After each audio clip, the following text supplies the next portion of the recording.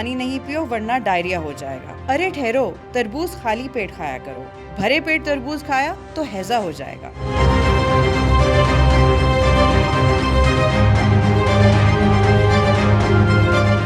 मौसम गर्मा के चंद रिवायती फलों से मुताल्लिक इस नौयत के जुमले यकीनन कभी न कभी आपके कानों से जरूर टकराए होंगे। पाकिस्तान में गर्मी के मौसम के आगाज के साथ ही तरबूज, खरबूजा और आम जैसे रसीले और खुश जायका फलों की बहुतायत मार्केट में नजर आती है। चंद हफ्तों के लिए मार्केट की जीनत बनने वाले तरबूज को गर्मी का तोड़ भी करार दिया जाता है। तो अहम सवाल ये है कि क्या इन फलों से जुड़ी चंद बातें महज मफरूज़े हैं या इनका हकीकत से भी कोई ताल्लुक है। इस बात का खोज लगाना तो मुश्किल है कि फल खाने से मुतालिक ऐसी रिवायतों ने पुराने वक्तों में किसी खास मकसद के तहत जन्म लिया, लेकिन ये जरूर जाना जा सकता है कि क्या वाकई गर्मी का तोड़ समझे जाने वाले इन फलों को वक्त बे वक्त खाने के कुछ नुकसानात हैं या उनको जब और जितना मन चाहे उतना खाया जा सकता है। माहिर ग़िज़ाइयत के मुताबिक तरबूज, खरबूजा या मेलन फैमिली के फल खाने से हैजे का कोई ताल्लुक नहीं, ये सिर्फ गलत फहमी पर मुबनी मफरूज़े हैं। अलबत्ता ये हो सकता है कि हम अगर कोई भी फल अच्छी तरह धोए बगैर या गंदे हाथों से खाएं तो इससे पेट की बीमारियां बशमूल हैजा वगैरह हो सकता है। अगर आपके हाजमे का निज़ाम पहले ही किसी मसले का शिकार हो तो ऐसी सूरत में हाई फूड मैप में शामिल फल, जिनमें तरबूज भी शामिल है, मरीज की मुश्किल बढ़ा सकते हैं। यानी अगर पहले से डायरिया या बदहजमी हो तो इन फलों को खाने के बायस पहले से मौजूद तकलीफ बढ़ सकती है। तरबूज भी ऐसे ही फलों में शुमार होता है